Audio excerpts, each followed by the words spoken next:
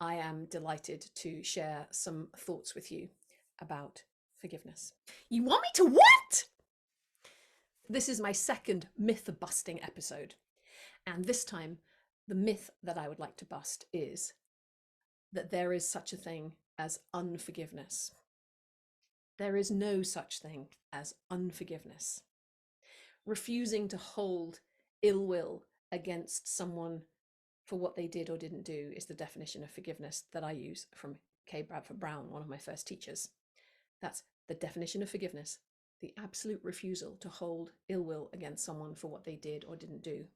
Unforgiveness is I am going to hold ill will against that person for what they did or didn't do. And therefore, what it means really is I am holding on to my resentment.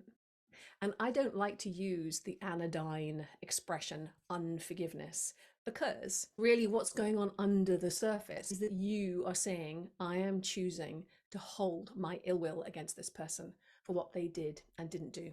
And I often describe it like this. So these are the little grudges, gripes, and grievances. You may have a list, you may have a whole book, you may have many things over many years, different grievances, grudges, gripes against one person, many people, and we hold on and we hold on and we think that it's helping, and we hold on harder and we think that it's helping, and we hold on longer and we think that it's helping. And we think that our lack of forgiveness, our unforgiveness, is helping to change the situation or the other person, or at least express the depths of our objection to what happened. But the truth is, it's just resentment. That's what you're holding on to. It's resentment, good old-fashioned grudge, gripe, grievance, anger, hatred, revenge, war. It's the same thing. It's holding on. And that's why I don't use the word unforgiveness. I like to call it for what it is: resentment held over time for good reason. Usually there has been something that's happened, or at least our interpretation of what has happened has been significant. And I'm not dissing that people aren't traumatized. I know trauma happens. I work with people who've been traumatized. I work with people who've been abused. I work with people who've been through all kinds of loss and bereavement and challenges of every kind. I'm not saying it doesn't count. I'm saying it does. What I'm saying is that unforgiveness doesn't exist. If you're choosing to not forgive, or you're not ready to forgive, what it means is that you're preferring and choosing, maybe not consciously, but ultimately you're holding on to the resentment in your heart. That's it. Sorry to break it to you. No such thing as unforgiveness. There's just resentment, or choosing to not hold the resentment. And I want to be clear, I'm not saying that there aren't some things that are wrong, or some things that need to be mitigated or litigated or stopped or challenged. Stop it! Or you need to leave a relationship. If you're being abused, you need to leave. You might need help to do that. But the holding the ill will is not going to change the situation. You either choose to hold it, or you choose to let it go. And most of the time we're not noticing that we're holding the resentment, and we're not noticing that it has any detrimental effects on us. But the truth is, everything that happens to us emotionally, it impacts us. And learning this work of the heart, learning about what's in there, what's really in my heart, is very important mental and emotional well-being work.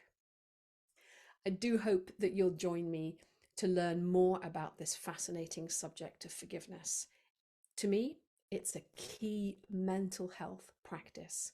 And when we talk about mental health, what we really mean is mental and emotional health. So let's include the heart. And this tender work of the heart, where there's all these complicated relationships, there's forgiveness of others, forgiveness of ourselves, the need for us to ask others for their forgiveness, to somehow find a way of coming to terms with the mistakes that we've made. And the relationship between forgiveness and grief. How can we forgive when someone has died? Do we need to forgive when someone's died? How do we do it if they've already died? What happens about all the relationships with the family around that person who's dying? It's very complex, and it's a really, really important practice to learn. And I teach it as a practice, just like a yoga practice or a Tai Chi practice or Qigong or Pilates. It's a practice, it's something we need to learn how to do. And right now, having any skills that support your mental emotional health, I think, is an essential practice. So come and find out more. Explore my work. There's lots of videos on YouTube. I'm starting to release these more regularly now. And I also host online forgiveness field masterclasses where we gather together and we do forgiveness practice once a month. And that's an ideal place to come and do some spring cleaning of your heart any time of year and allow yourself to feel the massive benefits that come from being able to forgive, to let go of the past, and to heal those old wounds.